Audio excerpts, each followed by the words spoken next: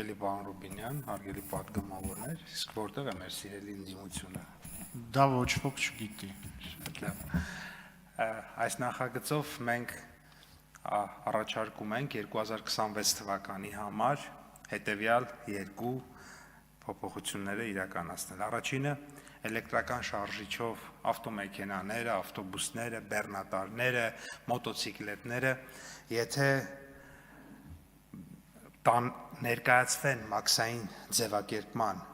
մինչև 2026 թվականի հունվարի 31-ը ներառյալ, այդ մեքենաները առանց տարիքային սահմանափակման ազատվում են ավելացված արժեքի հարկ վճարելու պարտավորությունից։ 2026 թվականի փետրվարի 1-ին եւ դրանից հետո ներկայացված մաքսային հարմարման ներկայացված մեքենաների դեպքում արդեն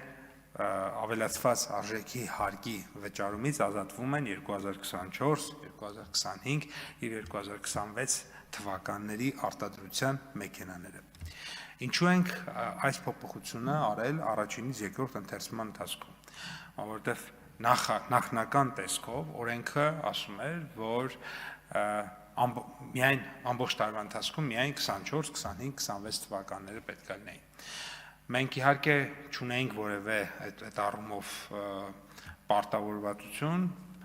եւ նաեւ լեգիտիմ չէր մեր քաղաքացիների հարցադրումը այդ մասով եւ իրենք էլ էին դրա մասին ասում, բայց այնուամենայնիվ մենք ընդառաջ գնացինք մեր քաղաքացիների խնդրանքին, որովհետեւ մենք նախագծի մասին ըստ էության հրապարակել էինք սեպտեմբեր ամսից եւ իհարկե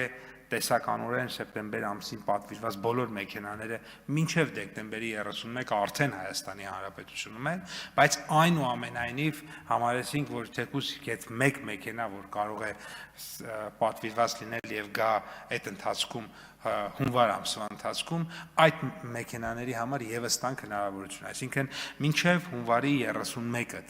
ցանկացած էլեկտրական շարժիչով մեքենա, այդ թվում էլեկտրական գիծ հիբրիդ, այդ որն են այդ մեքենաները, դրանք որոնք որ իրենք ինչ որ շրջափուլում ես տեխնիկական առումով լավ չեմ տիրապետում, բայց իրենք նաև բենզին են ծախսում, էլեկտրականություն են արտադրում եւ դրանով մեքենան հնարավոր է վարել, ընդ որում ավելի երկար, քան սովորական էլեկտրական մեքենաները։ Այդ մեքենաները եւս ներառված են, իրենք ուրեմն առանց տարիքային սահմանափակման մինչև հունվարի 31 եթե ներկայացեցին հաշվառման, կրկնում եմ, ուրեմն իրենք ավելացված արժեքի հարկը 20%-ը չեն վճարի, իսկ արդեն փետրվարի 1-ից մինչև դեկտեմբերի 31 ժամանակահատվածի համար 24, 25, 26 թվականների։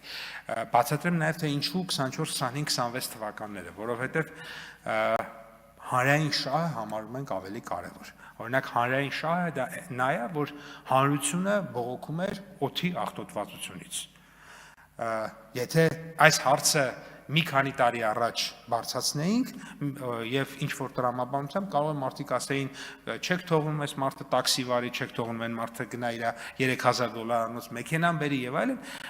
այդպես կստացվի, բայց չէ որ մենք երբ որ մեկ մարդու տալիս ենք ինչ որ մի բան անելու իրավունք թեկուզ սոցիալական պատճառով, այդ մեկ մարդը օրինակ կարող է տասնյակ հազարավոր կամ միլիոնավոր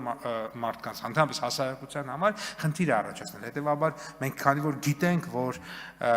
այդ մեքենաների շարժիչները կարող են պետության համար, հասարակության համար խնդիր առաջացնել մի քանի տարի հետո,